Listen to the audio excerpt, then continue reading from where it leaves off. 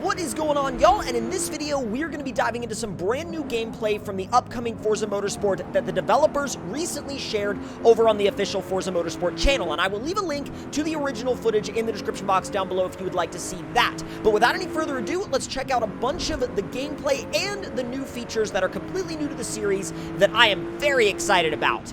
And of course, before we get any further into my own impressions, I do encourage you to watch the video from the developers to get the info directly from them. Because again, these are my impressions and opinions. So starting here right off of the bat, we start off looking at this absolutely beautiful Cadillac race car. However, this is not the vehicle that we are going to be focusing on in this video in terms of the actual sound and racing experience. That is going to come a little bit later with the new Nissan Z. Now, the developers took us through an event in the Builders Cup when they showed this gameplay, but before that, they showed us the Tours of Motorsport, where there are a bunch of different event series that actually have totally different themes event to event and will provide you with brand new cars and tracks as you progress through the career. And I'm not gonna lie, I got really excited when I saw the MX-5 challenge. I was like, oh, this one's gonna be a blast, isn't it?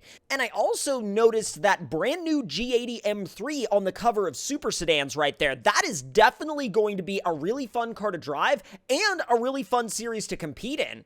However, the one that they focused on in this gameplay was this one right here, built for sport with the brand new Toyota Supra on the cover. Now, of course, y'all know I love the new Supra. The Supra is an absolutely incredible car, and it's really cool to see it being highlighted here in the game. But can we just take a second to really just take in how crisp and clean and clear these menus are? I know that that might sound like a bit of a nerdy detail or something that's like even to some people, it might even be like a non-detail, but to me, there's something extremely satisfying in a game like this about having super crisp, clear menus that are super easy to navigate and not confusing whatsoever. It's actually very inviting from my viewpoint.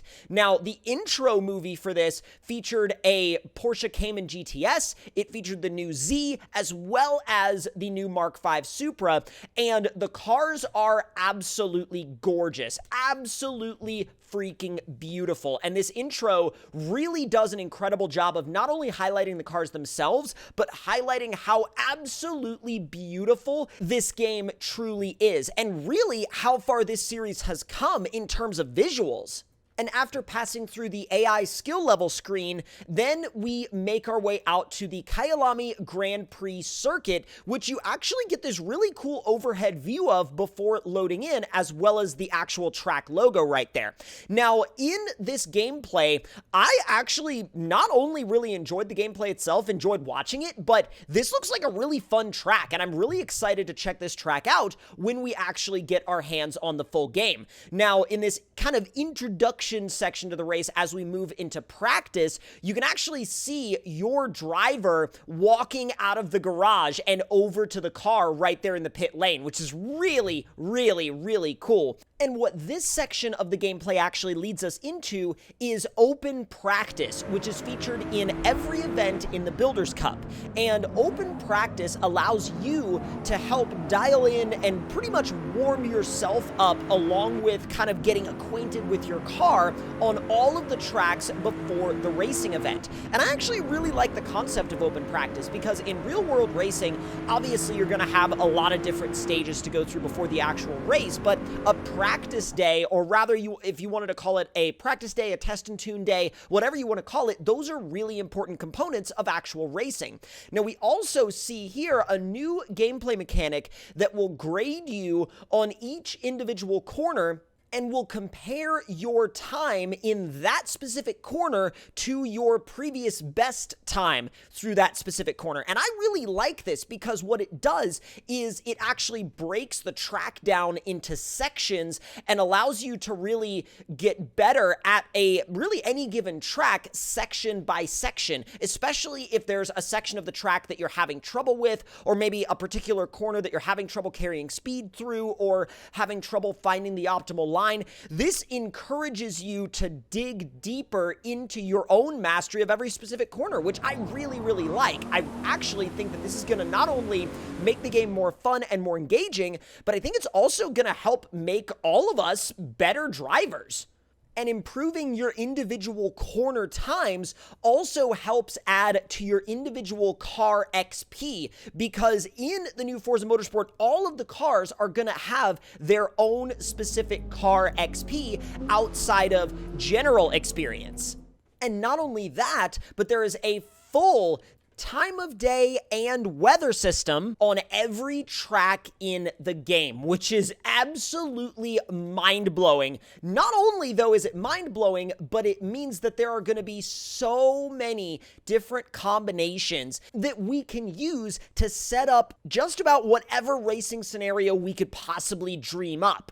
And the next thing that we need to talk about is, of course, Challenge the Grid, which is an entirely new gameplay mechanic that allows you to not only select your starting position on the grid, but it allows you to pretty much set up the exact risk to reward balance that you are going to be comfortable with, and also that you're going to just completely enjoy.